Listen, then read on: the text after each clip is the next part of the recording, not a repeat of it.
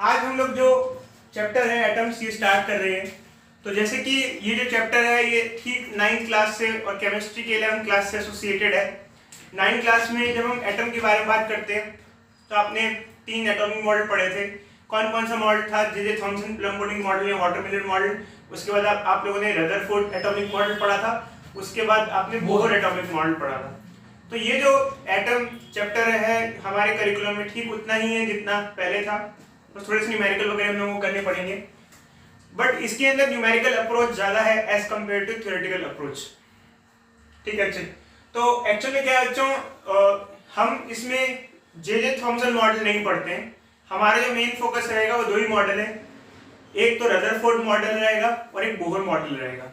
तो सबसे पहले अगर हम बात करें पुरानी, तो हमने अगर अपना रदरफोर्ड मॉडल जब पढ़ा था 9th क्लास में, तो उसके अंदर क्या था?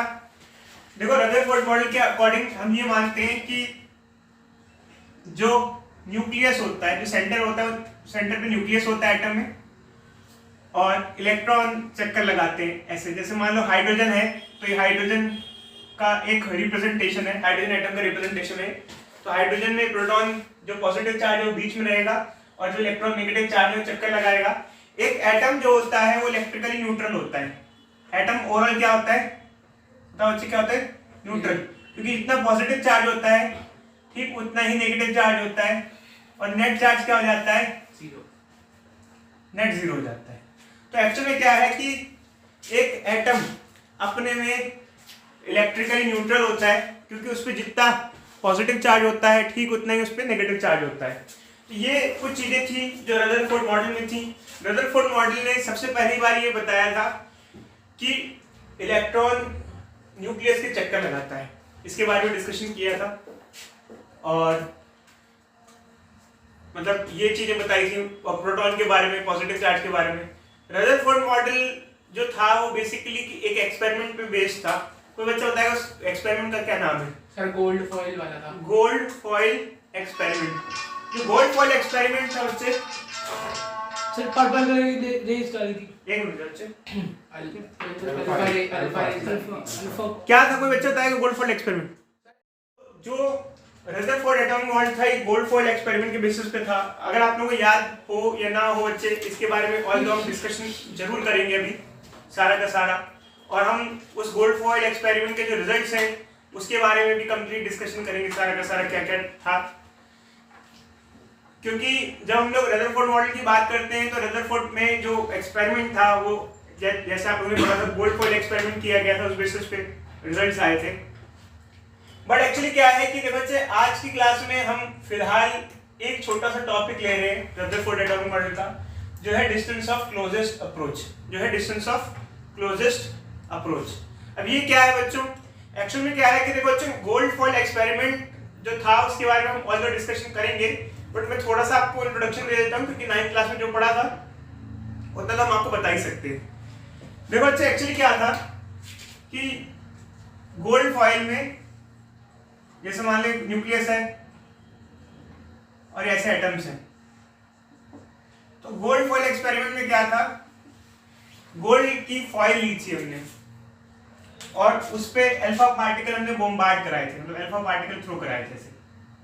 अब क्वेश्चन मेरा ये है कि 9th क्लास में बच्चों ने गोल्ड फॉइल एक्सपेरिमेंट पढ़ा है, गोल्ड की ही फॉइल क्यों ली थी, किसी और सब्सटेंस की फॉइल क्यों यूज नहीं की थी? कोई बच्चा बता सकता है इसके बारे में? 9th क्लास में आप लोगों को पता होना चाहिए था इस बारे में। क्या टीचर ने बताया आपको? क्या आपने पूछा गोल्ड फॉइल क्यों किया, कोई और क्यों नहीं लिया? ये गोल्ड तो महंगा है यार। हाँ, उसकी थिन शीट्स बना सकते हैं ना। शाबाश, वेरी गुड बच्चे।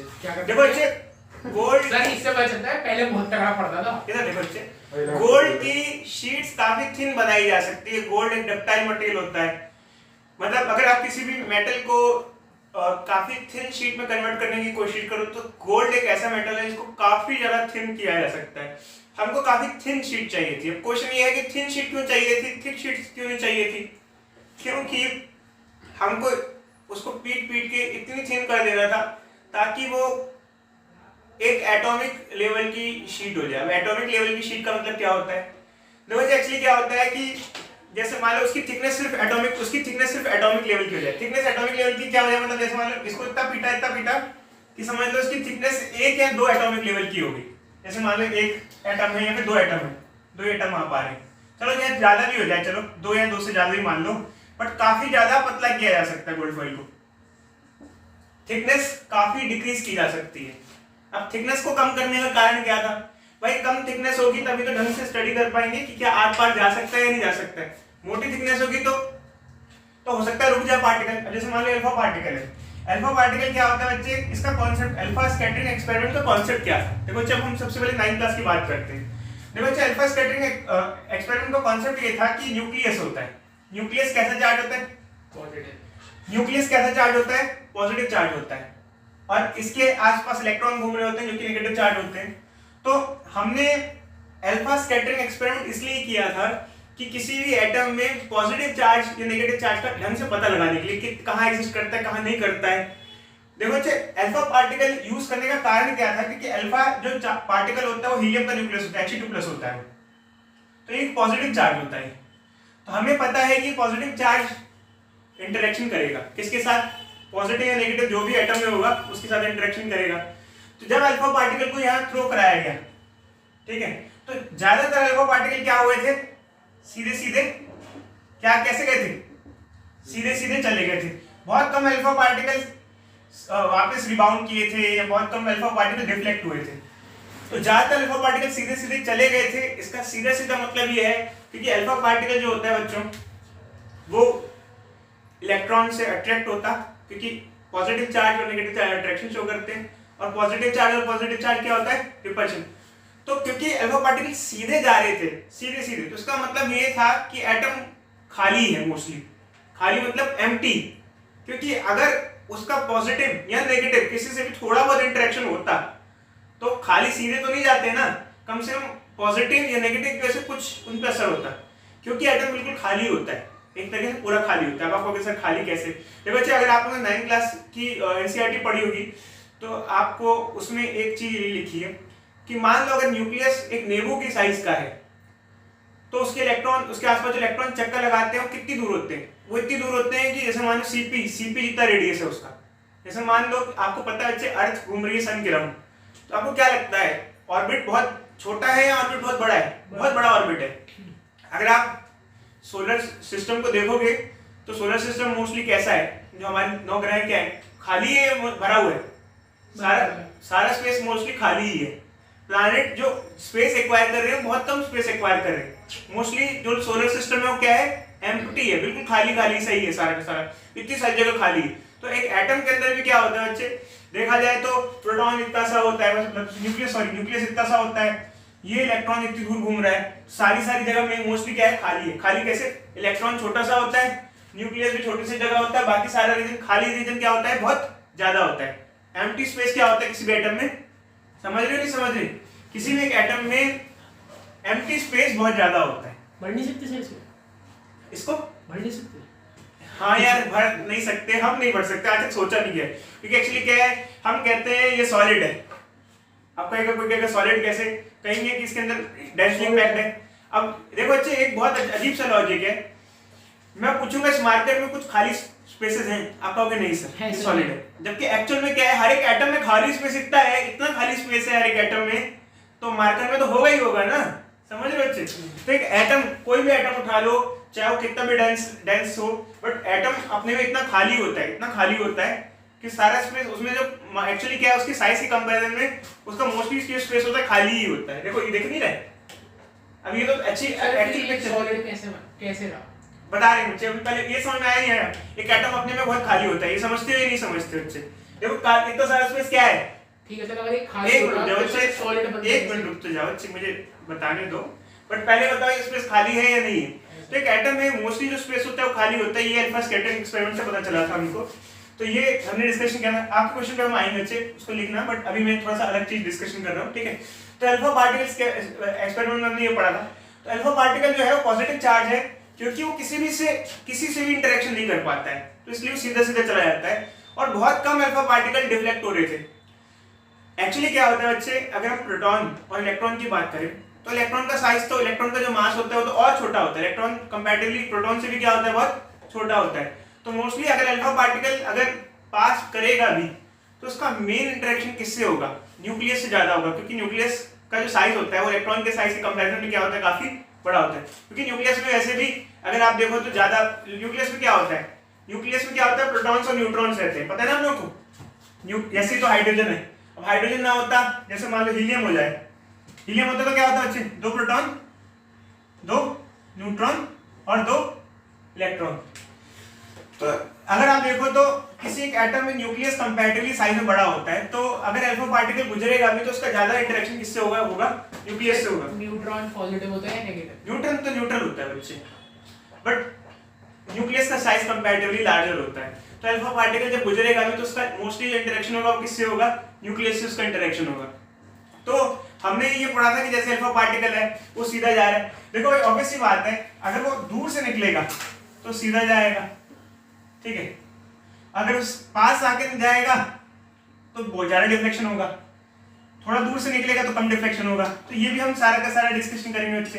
तो ये सब चीजें घूम रहा है, घूमते घूमते बीच में टकरा जाएगा। अभी रुक जाओ बच्चे, ये सारी चीजें हमने अपनी 9th क्लास में पढ़ी थी गोल्ड फॉइल एक्सपेरिमेंट के अंदर में, ठीक है।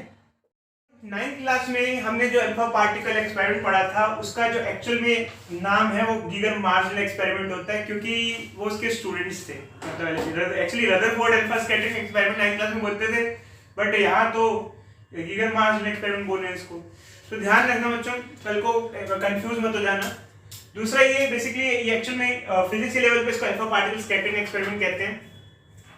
तो ये सेटअप है हमारा, ये एक सोर्स है जो अल्फा पार्टिकल रिलीज करेगा। अल्फा पार्टिकल क्या होता है, देखो ये हमने बता रखा है, हम फिर से बता देते हैं बच्चे। अल्फा पार्टिकल हीलियम का न्यूक्लियस होता है, मतलब 2 प्रोटॉन्स होते हैं उसमें और 2 न्यूट्रॉन्स होते हैं, बट इलेक्ट्रॉन्स नहीं होते, तभी वो हीलियम का आयन होता है। क्या होता है, आयन, He2+ आयन, समझ रहे बच्चे। तो इसका नेचर कैसा होगा, अगर ये आयन है पॉजिटिव चार्ज आयन है, ठीक है अच्छे। तो ये हमारा सेटअप है और ये गोल्ड फॉइल आप देख रहे होगे, इसमें फिगर है, गोल्ड फॉइल काफी पतली है। कितनी पतली है, बहुत पतली सर, काफी थिन, मतलब एटॉमिक लेवल पे 10⁻⁸ मीटर, बहुत ज्यादा पतला, मतलब काफी थिन साइज होता है। ये सोर्स ऑफ अल्फा पार्टिकल। अभी अल्फा पार्टिकल कहां से लाया, कहां से जा रहा है, सोर्स क्या है एक्चुअली, देखो बच्चे इसमें अल्फा पार्टिकल का जो सोर्स था वो ये है। कोई बच्चा बताएगा BI क्या होता है, बिस्मिथ, ठीक है। ये बिस्मिथ रेडियो एक्टिव है। रेडियो एक्टिव क्या होता है हम न्यूक्लियर में पढ़ेंगे। एक्चुअल में रेडियो एक्टिव क्या होता है थोड़ा सा मैं आपको बता दूं बच्चे। देखो बच्चे, हमारे आसपास बहुत सारे एलिमेंट्स हैं, कुछ एलिमेंट्स ऐसे होते हैं जो स्टेबल होते हैं, वो कभी स्प्लिट नहीं होते। कई एलिमेंट्स एटम्स ऐसे होते हैं जो अपने आप डिके हो जाते हैं, स्प्लिट हो जाते हैं, क्या जाते हैं, टूट जाते हैं। जैसे आप लोगों ने बच्चों न्यूक्लियर फिशन पढ़ा होगा। न्यूक्लियर फिशन क्या होता है, यूरेनियम, जब यूरेनियम छोटे एटम में स्प्लिट हो जाता है, छोटे एटम में स्प्लिट हो जाता है, उसे कहते हैं न्यूक्लियर फिशन। पढ़ा है बच्चों, पढ़ा है सर, बम ब्लास्ट में न्यूक्लियर फिशन पढ़ा है, न्यूक्लियर रिएक्टर पढ़ा है, थोड़ा सा 10th क्लास में फिशन लास्ट में इस पे था, इतने डिब्बे में। देखो बच्चे, हम आपको बताते हैं हमारे जो नेचर है उसमें कई सारे एलिमेंट्स होते हैं, कॉपर, आयरन वगैरह। कुछ एलिमेंट्स ऐसे होते हैं या कुछ आइसोटोप्स ऐसे होते हैं जो रेडियो एक्टिव होते हैं, एलिमेंट्स और आइसोटोप्स।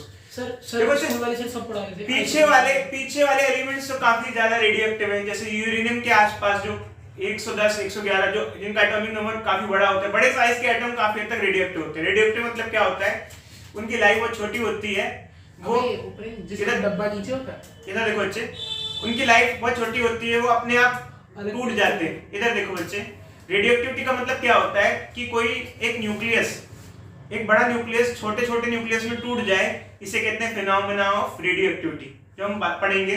आप लोगों ने बच्चों पढ़ा होगा, शायद आपको याद होगा, न्यूक्लियर फिशन क्या होता है, यूरेनियम जब थोरियम में टूट जाता है, जब यूरेनियम डिसइंटीग्रेट होता है तो उसे रेडियो एक्टिविटी कहते हैं। ऑल द रेडियो एक्टिविटी हम बाद में पढ़ेंगे डिटेल में।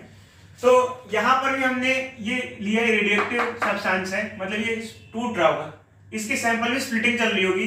जब रेडियो एक्टिविटी होती है तो कुछ ना कुछ पार्टिकल रिलीज होता है, तो इसमें अल्फा पार्टिकल कंटिन्यूअसली रिलीज हो रहा है, ठीक है।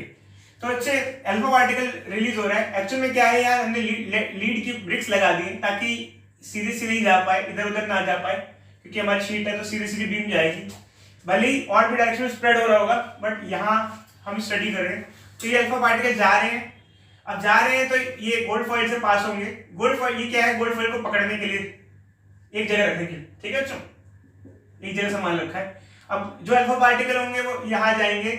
तो एक्चुअली क्या होता, अगर मान लो ये अल्फा पार्टिकल हो सकता है कोई लौटता ही नहीं, कभी ऐसा भी केस हो सकता है। किस केस में ऐसा होता है कि अल्फा पार्टिकल नहीं लौटता, यहाँ पे आता ही नहीं, आर पार नहीं जाता, जब वहां पे प्रोटॉन होता, अगर पूरा का पूरा न्यूक्लियस से टकराता तो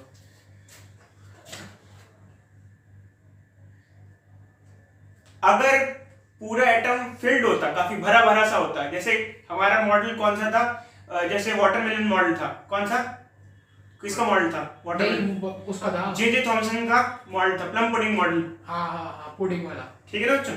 जे थॉमसन के मॉडल के अकॉर्डिंग क्या था बच्चों, जे थॉमसन मॉडल ये कहता था कि ये एक एटम है, इसके अंदर ये थोड़ा सा नेगेटिव चार्ज है, बाकी सारा क्या है, पॉजिटिव चार्ज है। अगर सच में ऐसा होता तो क्या कोई अल्फा पार्टिकल, ये क्योंकि पूरा बाकी सारा पॉजिटिव है, तो क्या ऐसा हो सकता था कि कोई अल्फा पार्टिकल सीधे जाता, नहीं सर, क्योंकि अगर ये पूरा पॉजिटिव चार्ज होता, मतलब पूरी पॉजिटिव चार्ज ही होती मोस्टली, क्योंकि नेगेटिव चार्ज तो उसके बाद छोटी छोटी जगह पर है, जैसे वाटरमेलन में बीज होते हैं वैसे नेगेटिव चार्ज, और बाकी जैसे पूरा वाटरमेलन है तो बाकी सारा पॉजिटिव चार्ज। तो उस हिसाब से जे थॉमसन मॉडल के हिसाब से अल्फा पार्टिकल सीधा ना जाता, सारा का सारा अल्फा पार्टिकल क्या करता, यहां से आता और रिबाउंड हो जाता, तो कोई भी अल्फा पार्टिकल क्रॉस ही नहीं कर पाता और यहाँ कहीं डिटेक्शन नहीं हो पाता इधर। अब आप कहोगे सर डिटेक्शन कैसे हो रहा है, देखो बच्चे हमने यहाँ लिखा है डिटेक्टर और माइक्रोस्कोप लिखा है। अब एक्चुअली क्या है, पहले तो आप समझ गए बीम किसकी बनाई, क्योंकि हमें alpha scattering experiment alpha particle चाहिए थे। अल्फा एक्सपेरिमेंट तो आपको थोड़ा सा याद ही होगा कि अल्फा पार्टिकल गोल्ड फॉइल पे बम्बार्ड करते हैं, इतना तो थोड़ा आपको याद होगा, बट इसमें सेटअप कैसा होता है ये देख लो कि अल्फा पार्टिकल कौन देता है, ये देता है। अब जो जहां पर बम्बार्ड हो रहे हैं, यहाँ आ रहा है, यहाँ कौन डिटेक्ट कर रहे हैं, तो यहाँ देखो बच्चे, the alpha particle were observed through a rotable detector consisting of zinc sulfide। ये जिंक सल्फाइड है।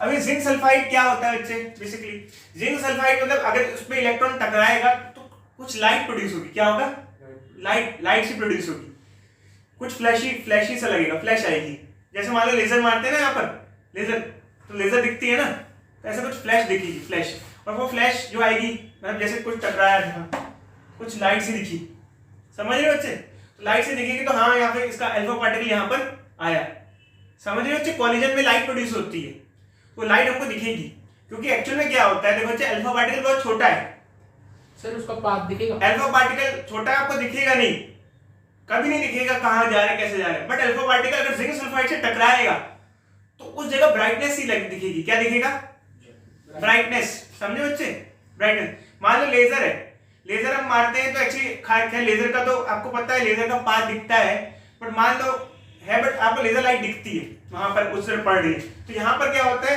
अल्फा पार्टिकल इतना छोटा है कि आपको चलते हुए नहीं दिखाई देगा, बट वहां फ्लैश प्रोड्यूस होगी, जब वो टकराएगा तो उसकी फ्लैश दिखाई देगी, एकदम से ग्लो करेगा ना, जब अल्फा पार्टिकल यहाँ से टकराएगा तो उधर ग्लो प्रोड्यूस होगा, ग्लो दिखाई देगा, तो वो वही बेसिकली हम समझ रहे हैं कि अल्फा पार्टिकल ही हुआ होगा, तो काफी ग्लो देखने को मिल रहा है, इसका मतलब ज्यादातर अल्फा पार्टिकल सीधे सीधे जा रहे हैं।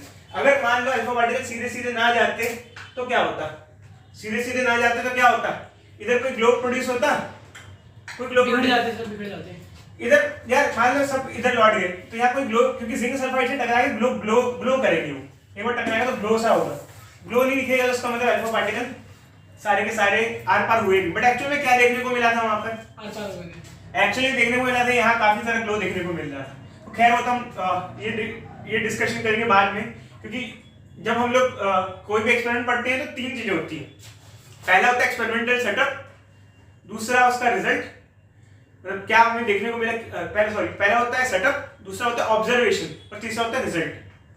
पहला होता है सेटअप, दूसरा होता है ऑब्जर्वेशन, तीसरा होता है रिजल्ट। आप कभी स्कूल में भी एक्सपेरिमेंट करते हो तो तीन चीजें पढ़ते हो ना, लिमिटेशन में पढ़ते हैं, लिमिटेशन तो अच्छा ठीक है, सही है, बिल्कुल कोई बात नहीं, बट एक्चुअली क्या है कि यहाँ तो हम तीन चीजें मोस्टली देख रहे हैं। यहाँ जैसे हमारा कोई भी एक्सपेरिमेंट होगा, जैसे अभी हमारा ये अल्फा स्कैटरिंग एक्सपेरिमेंट है, तो सेटअप कैसे बनाया हमने, उसका क्या क्या यूज किया उसके लिए, फिर हमने क्या उस एक्सपेरिमेंट में ऑब्जर्वेशन किया और उस ऑब्जर्वेशन से क्या रिजल्ट मिला, तो ये तीन चीजें पढ़ते हैं। तो ये हमारा क्या है, अभी ये फिगर क्या है, सेटअप है, उसके बाद हम क्या देखेंगे, ऑब्जर्वेशन, फिर तीसरा क्या देखेंगे, रिजल्ट। तो ये सेटअप लिखा है, अब मैं ऑब्जर्वेशन लिखता हूँ और फिर मैं रिजल्ट लिखूंगा जल्दी से, ठीक है। जैसे कि हमने आपको बताया था पहले हमारा एक्सपेरिमेंटल सेटअप था, इसके बाद हम लोग अल्फा स्कैटरिंग एक्सपेरिमेंट में ऑब्जर्वेशंस करते हैं। तो दो ऑब्जर्वेशन हमारे पास बच्चों। पहला ऑब्जर्वेशन ये थी कि जो ज्यादातर अल्फा पार्टिकल थे वो सीधे सीधे पास हो गए थे, और दूसरी ऑब्जर्वेशन ये थी कि बहुत कम अल्फा पार्टिकल जो स्कैटर हुए थे, जो कि 1 डिग्री और से ज्यादा स्कैटर हुए, और 90 डिग्री से ज्यादा स्कैटर करने वाले पार्टिकल बहुत ही कम थे। तो ये हमारी ऑब्जर्वेशन थी जो कि हमने 9th क्लास में पढ़ी थी। जो रदरफोर्ड मॉडल था उसका फाइनल रिजल्ट ये था कि एटम जो है उसके अंदर जो न्यूक्लियस है वो बहुत छोटा सा होता है, स्मॉल होता है, डेंस होता है, और पॉजिटिव चार्ज न्यूक्लियस होता है, और बाकी सारा रीजन मोस्टली क्या होता है, खाली होता है, और इलेक्ट्रॉन काफी दूर दूर चक्कर लगाते हैं। तो ये रदरफोर्ड मॉडल का जो फाइनल रिजल्ट था, जो कि हमने पहले भी पढ़ा था। ठीक है, अच्छा ये रिजल्ट है।